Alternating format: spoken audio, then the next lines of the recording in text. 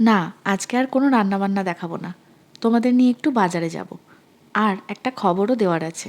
দুদিন আগেই দীপ এখানকার ড্রাইভিং লাইসেন্স পেয়ে গেছে। গত 1 মাস ধরে ওইটার পিছনে লেগেছিল।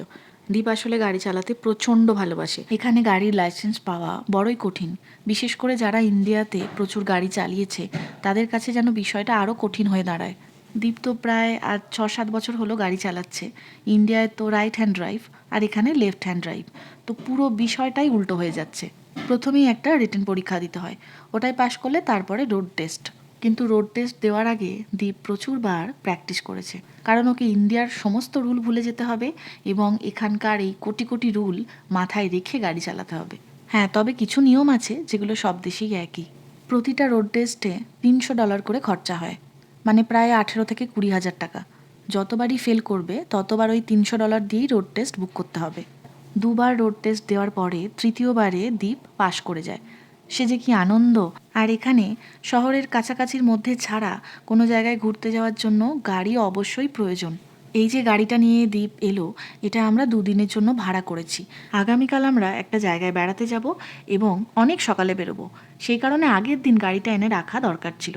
আগের দিন আমি যদি গাড়ি নিই তাহলে যখনই নিই না কেন টোটাল দুদিনেরই ভাড়া ওরা নেবে।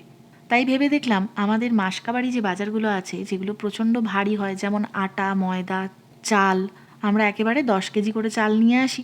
10 কেজি চাল আমাদের 3 মাস চলে যায়, কারণ বাড়িতে তো কেউ নেইও, আসা যাওয়াও করে না, শুধু আমরা তিনজনই খাওয়া দাওয়া করি। এই ইন্ডিয়ান বাজারগুলো আমাদের বাড়ি থেকে অনেকটা দূরে।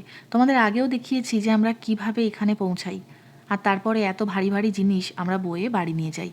যদিও এক্ষেত্রে রনর ট্রলারটা আমাদের প্রচণ্ডই কাজে লাগে। আজকে টোটাল 2টো ইন্ডিয়ান বাজারে গেছিলাম, নামগুলোও তোমাদের দেখিয়েছি। আসলে সবজি পাতি এগুলো বিভিন্ন দোকানে বিভিন্ন রকমভাবে আসে। কোনো দোকানে ভালো পটল থাকে তো কোনো দোকানে ভালো বাঁধাকপি, মানে আমাদের ইন্ডিয়ান বাঁধাকপি। তারপরে গেলাম মাংসের দোকানে, ওখান থেকে মাংস নিয়ে এখন আমরা বাড়ি ফিরছি। আজকে কত স্মুথলি বাজার করে আমরা বাড়ি ফিরছি। জীবনের স্ট্রাগলটা ভীষণ প্রয়োজন। স্ট্রাগল করলে তবে আরামের মর্ম বোঝা যায়। ছোটবেলায় এমন কথা তো বড়দের মুখে বহুবার শুনেছি, কিন্তু এখন জীবনের প্রতিটি পদে সেটা উপলব্ধি করছি। দূর থেকে ক্যালগেরি ডাউনটাউনটা কি সুন্দর লাগছে, আর হঠাৎ করে দেখি আমাদের পাশ দিয়ে ট্রেন যাচ্ছে। এই ট্রেনে করেই এদিকে আমরা সবজি বাজার করতে আসতাম। যদিও এই গাড়ির ব্যাপারটা সম্পূর্ণ দ্বীপের চেষ্টায়, ওর ভীষণ ভালোবাসা এই গাড়ির প্রতি। ওকে উৎসাহ দেওয়া ছাড়া এটাতে আমার আর কোনো কৃতিত্ব নেই।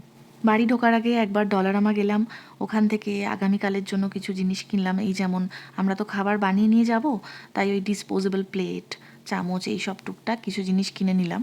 আজকের মতো এলাম তাহলে, দেখা হচ্ছে আগামীকালের ঘুরতে যাওয়ার বড় ভ্লগে। Good night.